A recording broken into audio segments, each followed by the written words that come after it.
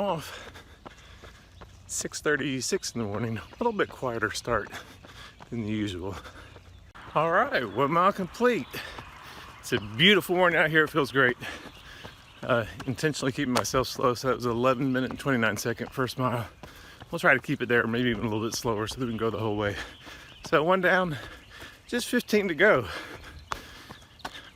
Are you sure I should be doing this? Every once in a while when I run, I'm startled by a squirrel, sometimes even a leaf, to be honest. But you know, they fall right in your face and it startles you. But whatever it was in the woods just then was big enough to break a branch when I startled it. So if this is the last you see of me, hey, it was a good run. In the Indy Mini, you can do different programs. I do the Mega Mini Challenge, which is a 5K and then the half marathon. It's a little bit ridiculous, but hey, why not? What's 3 more? So I've just finished the 5K portion and still feeling good. Now my route takes me out on the Highway 70. And of course, safety first, so I gotta be up in the grass some of the time, where I know if I'm gonna get hit by a car, they're gonna have to come all the way up off the road, off the shoulder, into the grass and hit me.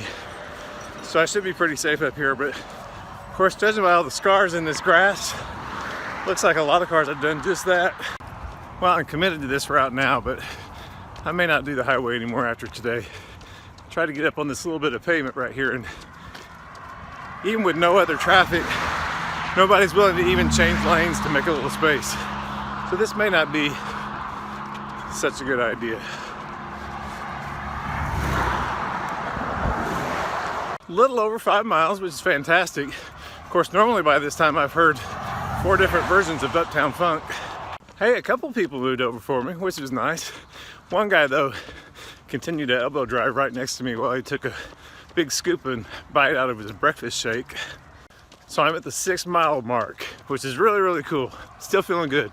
But the significance of the 6 mile mark is that this is where you now be out, going out onto the Indianapolis Motor Speedway, which is my favorite part of the whole run. Of course, if you've ever met me, you would already known that. So Highway 70 here is just gonna have to serve as the Indianapolis Motor Speedway for right now. Really doesn't feel that different at the moment. I mean, I'm not trying to be all judgy about people not moving over at all. I'm really not. I just wanted to see what it would be like, and now I know. I mean, it is a highway built for cars. And I'm the idiot out running on the highway built for cars. I'm the idiot out on the highway built for cars. I figured after the first time you say it, you can say that again, so I did. And then immediately after that, the guy pulling the landscaping trailer drifts over and the trailer wheels almost coming to the grass where I am. Okay, this is my last word, not another word, I promise. Man, so far I've had 0 bands playing, 0 choirs singing, 0 cowboys clanking. Hang on, that's cow bells, not cow boys. 0 saucepans getting hit with a wooden spoon or a ladle. Seems like with social distancing, they could have had a band in Indianapolis, a band in Beech Grove, a band in Evansville, a band in Garner. Home is right down the road that way, back behind me, but I can't go back that way. I gotta go the long way. Man, 35,000 people in the Indy Mini. We've really spread out. This is really kind of cool because I'm reaching my halfway point right here, which happens to plot out perfectly to being Rex Wellness in Garner, which is where I do most of my treadmill training miles in the mornings, at least in a pre-COVID world, and I'm sure probably in a post-COVID world as well. All right, transitioning to the 3rd quarter, still feeling really good. That's when I allow myself to start having some of the energy gel packs. Of course, for some reason people ask me all the time, I hope you wash that thing really well before you use it. And if I said it once, I said it 1,000 times. Of course, that would have been a really smart thing to do. If you take these energy gel packs, you pour them out, kind of pour them out on the table and look at them really, really close. There's these little crystals in them that spell out placebo, which, you know, that's fine. Placebos work. Ask anybody in Group B. You know, some of these gel flavors are really good and refreshing. I like them a lot. Gotta watch out though. Some of those gel flavors are like, my God, whose side are you on? So John, I did see one of our ambulances, so I appreciate the standby, and I appreciate Wake Med also for plotting a hospital on my course just to take care of me and look after me. I really do appreciate that. I hope I don't need you, but I'm glad you're here. Well, at about the 11-mile mark, and I'm coming across my very first drink stand of the entire route, which is, you know, of course, the ABC store on Highway 70. For you non-North Carolinians, this Alcoholic Beverage Commission run by the state, but it's not staffed. There's nobody here at the table. There's nothing in the cups. I don't get it. I mean, I really could have used a little pick-me-up from them, but I did pass a woman who said, I really like that shirt. It was really kind of nice. It's amazing what one little drop of inspiration will do, which is what I was hoping to get past an ABC store, but oh well, maybe next time. You know, later on in a run, it's easy to get a little bit disoriented. I mean, not disoriented, but maybe a little bit harder time focusing. But you know, I'm well down the downslope of my lifetime mental acuity, so any hypoxia-driven disorientation is probably not that far from baseline for me. I'm on my way back on 70. I'm at the 12.55 mile mark on my course. And people seem to be being nicer on 70 on the way back. I don't know why. A lot of people are waving and honking. I don't mean to get me out of traffic. I mean, it's like they're being nice. Hey, look, I got one little bitty section of sidewalk on this entire 70 route. Pretty cool. I'm gonna enjoy that. I'm gonna like it. You know, one really important piece of advice in life: never make decisions nearing the top of a hill.